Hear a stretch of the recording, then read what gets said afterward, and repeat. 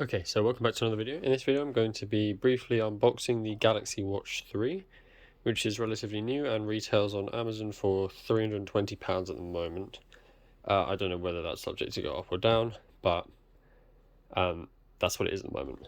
So I'm going to be real with you. I've already opened this. I haven't really touched it much. I just opened it when I got in from work because I wanted to. So I've kind of pre-boxed it again, just so you can get a little bit of the experience, if you see what I mean. So it's a very small box compared to the first Galaxy Watch, which I had quite a large box and all that in it. So this is quite a small little thin box. The first thing you see at the top is, of course, the watch itself, and it looks very, very clean, very nice. The first thing that pops into my head is how thin the strap actually is. I mean, that's one of my fingers. So it's a very thin strap, which is nice for me because I've got thin wrists. But if you've got thicker wrists, that might look a little bit weird. But I imagine these are they're just normal pin straps, so they can be changed out to anything from Amazon or whatnot. That's just the default face that it loads up with there. So the main difference between, as far as I can tell anyway, between this and the first Galaxy Watch is these little buttons on the side here. They look more like an actual watch, kind of, and they do spin as well. It's still got the rotating bezel, and to be honest, I never really checked the specs that much. I just wanted it, so I never really, I don't actually know the difference between this and the other one. I'll do a more in-depth review after I've used it for a couple of days.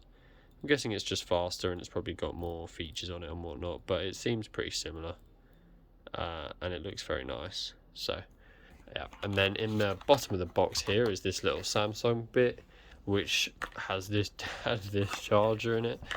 This came with 7% out of the box, so I've used this for half an hour-ish just to charge it up. It's got 20% or something now.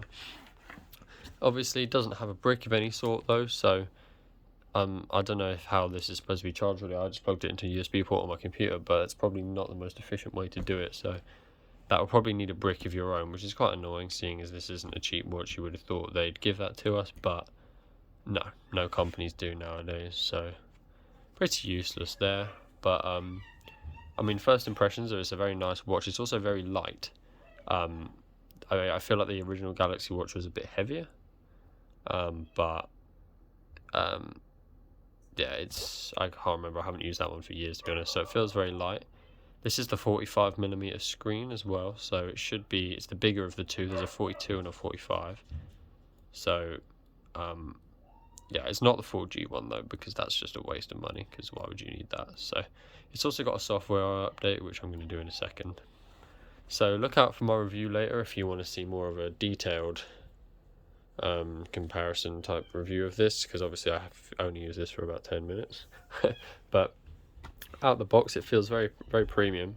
I mean, it depends, I suppose. If you like leather straps, then this is really nice, but I often prefer metal straps and whatnot, so that might be something you have to invest in on top of the £340 this thing cost to buy. So yeah, not brilliant, but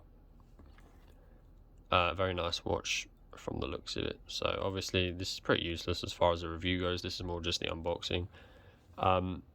So yeah, come back maybe if you want to see more when I've actually played with it a bit.